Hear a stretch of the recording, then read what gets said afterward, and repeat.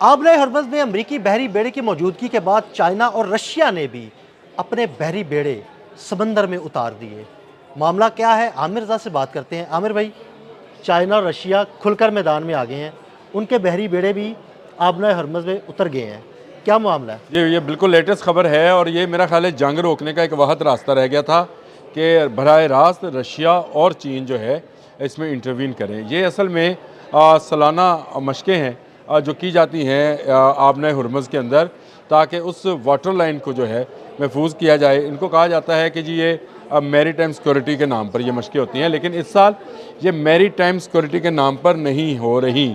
ये वो बात है जिसको लेकर इंटरनेशनल मीडिया भी और इसके अलावा चाइनीज़ और ईरानी मीडिया भी जो है वो बता रहा है कि ये बाकायदा जंगी मशक़ें हैं। सही। और उसके लिए 48 फ्लोटीला जो है चाइना अपना भेज रहा है, यानी चाइना अपना बहरी बेड़ा भेज रहा है। और उसमें जो जहाज़ शामिल हैं उसमें ना सिर्फ इंटरसेप्टर्स शामिल हैं बल्कि गाइडेड मिसाइल्स बोट्स भी जो हैं वो भी शामिल हैं, और इसके साथ साथ रसद के जहाज़ भी हैं। और क्या उस पर फाइटर प्लेन भी मौजूद हैं? देखें, सबसे बड़ी बात यह है कि चाइना ने अपने जो आप त्यारा बरदार जहाज़ की बात कर रहे हैं, जिस तरह से अब्राहम है या जराल्ड आ रहा है, उस तरह के जहाज़ को तैयार रहने का कह दिया है। अच्छा। लेकिन ये जो बहरी बेड़ा आ रहा है जिसको 48 फ्लोटीला कहा जाता है, ये इसके अंदर सारे गाइडेड मिसाइल्स की बोट्स हैं जो कि ना सिर्फ आने वाले मिसाइल्स को रोकेंगी, इंटरसेप्ट करेंगी, बल्कि ये जो है उस मिसाइल बरसाएंगी भी। ये ईरान को तहफ़्फ़ुज़ देने का नाम है, यानी जितने देर ये पानियों के अंदर रहेंगे उतनी देर तक तो अमेरिका हमला करने वाला नहीं। अमेरिका कभी चाइना के सामने नहीं आएगा। लेकिन यहाँ भी चाइना अकेला नहीं है, यहाँ दूसरे नंबर पर इसके साथ जो तीसरा मुल्क है वो रशिया है। यानी रशियन जहाज़ भी जो है, जिनका अभी अनाउंसमेंट नहीं हुई है, वो भी आ रहे हैं और वो भी जंगी जहाज़ हैं। सही। ये तमाम के तमाम जहाज़ देखें, इस वक्त आबनाए हरमुज़ में जो है सिर्फ अमरीकी हमें नज़र आ रहे हैं। बहरी बेड़ा नज़र आ रहा है, एक बड़ा बहरी बेड़ा वहाँ मौजूद है, एक मज़ीद आ रहा है। तो लग यूँ रहा है जैसे इन गहरे नीले पानियों पर जो कि बहरे हिंद के पानी हैं, इसके ऊपर अमेरिका का पूरी तरह तसल्लुत हो गया। ये पूरी दुनिया के 40% ऑयल की लाइफ लाइन है। मैं इतने दिनों से ये आपसे बात कर रहा हूँ। आपने कई दिन पहले ये बात की और आप मुसलसल ये बात कर रहे हैं कि एक तो ईरान को चाइना और रशिया दोनों अकेला नहीं छोड़ेंगे, और अगर उन्होंने उसे अकेला छोड़ दिया तो उनकी जो तेल की रसद है वो बंद हो जाएगी। ये आप बात देखिए, समझे, पूरी दुनिया की रसद बंद होने जा रही थी। चीन जो है वो ईरान से तेल लेता है और ईरान और असला लेता है रशिया से, तो दोनों की लाइफ लाइन जो है वो ईरान है। अगर ईरान ख़त्म होता है तो ये ख़त्म हो जाता है, और पूरी ऑयल लाइन के ऊपर अटलांटिक में पहले वो रशिया और चीन को निकाल चुका, क्योंकि वहाँ पर बराह रास्त जंग नहीं थी।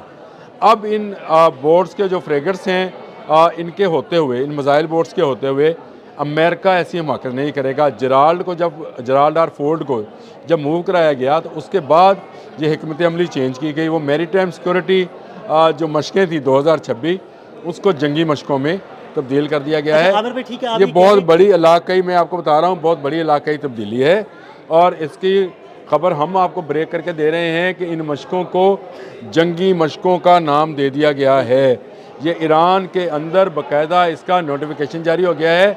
ईरान की तमाम बोट्स, तमाम उनके ड्रोन्स, तमाम उनके मिसाइल्स, तमाम उनकी जो पनडुब्बियाँ जिनको हम वो कहते हैं सबमरीन्स कहते हैं, वो इन मशक़ों में हिस्सा ले रही हैं।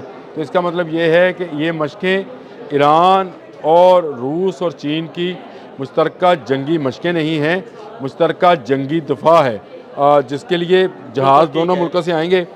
इसके बाद आप त्यारा बरदार जहाज़ों की बात करें, देखिए इस वक्त आबनाए हरमुज़ में अब्राहम मौजूद है और एक जहाज़ जो है वो रास्ते में है, वो पहुंचने वाला होगा, वो पहुंच जाएगा। उससे पहले ये मुमकिन नहीं था कि चीन इस वक्त किसी एक्टिव जंग के अंदर नहीं है, और उसका जो त्यारा बरदार जहाज़ है वो अभी मूव होने में उसको चंद दिन लग सकते हैं, लेकिन जराल्ड जो है वो इन्हीं चंद दिनों में पहुंच जाएगा। बिल्कुल ठीक है। उसको रोकने के लिए ज़रूरी है कि चीन और रूस की जो जहाज़ हैं, छोटे जहाज़ हैं जो कि मिसाइल के साथ भी जो सफ़र कर सकते हैं, वो पहुंच जाएं, और पहुंचकर इस मुमकिना जंग को, जिसके बारे में बहुत लोग कह रहे हैं, मैं हंस रहा था कि ये मुज़ाकरात कोई मुज़ाकरात कामयाब नहीं है। ये अलग बात है, वो मुज़ाकरात क्या हैं उसके बारे में ख़ुद अमरीकी क्या कह रहे हैं, ये एक अलग से व्लॉग बना। आमिर भाई, अगर चाइना और रशिया के बहरी जहाज़ों की मौजूदगी में अमेरिका कोई मिस एडवेंचर करता है तो क्या ये जंग चाइना, रशिया और अमेरिका के दरमियान भी शुरू हो जाएगी? अच्छा, ये जंग फिर चाइना, रशिया और अमेरिका के दरमियान ही देखें, इस वक्त दुनिया की तकसीम ही इन 3 सुपर पावर्स के मबैन है। इन 3 सुपर पावर से हटकर आपको कोई मुल्क नज़र नहीं आएगा। कोई अमेरिकन ब्लॉक में है, कोई रशियन ब्लॉक में है, कोई चाइनीज़ ब्लॉक में है। कम तादाद कम ज़्यादा हो सकती है। एक नया ब्लॉक मार्ज़ वजूद में आ रहा है जिसको कहते हैं यूरोपियन ब्लॉक। ये जो यूरोपियन नेशंस हैं ये अमेरिका से अपना ख़त्म कर रही हैं इत्तेहाद, और ग्रीनलैंड के मसले के ऊपर आकर उन्होंने बहुत ज़्यादा रिजेंटमेंट दिखाई है। ख़ासकर जर्मनी, फ्रांस और बरतानिया ने तो जो है कहा है कि ग्रीनलैंड को हाथ से नहीं जाने दिया जाएगा। ये तो यूरोप, अमेरिका के यूरोप का वो कहते हैं शाहरग जो है वो अमेरिका के हाथ में देने वाली बात है। तो अमेरिका इस हवाले से कमज़ोर होगा।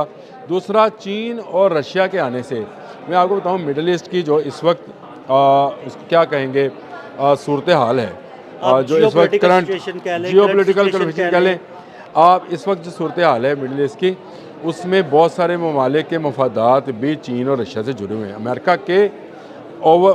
अमेरिका का मतलब आप समझे कि ज़्यादा तसल्लुत होने के बावजूद, अमेरिका का ज़्यादा असर रसूख होने के बावजूद बहुत सारे मामलात में चीन और रशिया जो हैं वो मफादात रखते हैं और बहुत सारे ममालिक उनके साथ मफादात में बंधे हुए हैं। ऐसी सूरत हाल में अमेरिका के लिए मुमकिन नहीं होगा कि वो इन 2 कुव्वतों से जंग लड़े। और एक पहली दूसरी बात, आपने कहा कि अगर ये जंग हो जाती है तो क्या 3 मुल्कों की जंग होगी?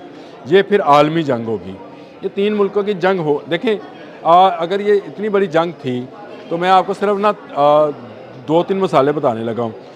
जो उनके गाइडेड मिसाइल डिज़ास्टर्स हैं जो कि चीन के हैं, ये इससे पहले शुमाली कोरिया की हिफाजत के लिए मौजूद थे और अमेरिका को ज़रूरत नहीं। इब्राहिम लिंकन नॉर्थ चाइनीज सी में था, अमेरिका को शुमाली कोरिया के ख़िलाफ़ नहीं हुई। ये इसका नाम है जी टैंगशान, ये D1222 टैंगशान है जी। ये गाइडेड मिसाइल डिज़ास्टर्स है जी, जाके डिस्ट्रायर्स हैं, सॉरी डिज़ास्टर कह रहा है, डिस्ट्रायर्स हैं।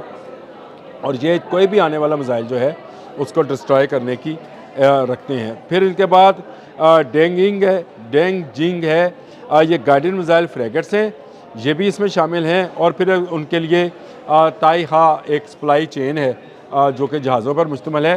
तो ये कोई एक जहाज़, 2 जहाज़ नहीं आ रहे, ये पूरा का पूरा मैंने आपको बताया कि 48th फ्लोटिला जो है वो आ रहा है। अब रशिया ने अनाउंस करना है, रशिया आज करे कल करे, कौन से जहाज़ भेजेंगे, कितनी तादाद में भेजेंगे? रशिया आज करे कल करे, ये कर देगा। रशिया के सदर व्लादिमीर पुतिन के जो नेवल मशीर हैं उन्होंने तो ऐलान कर दिया है और उन्होंने कहा कि हम इसमें शामिल हो रहे हैं।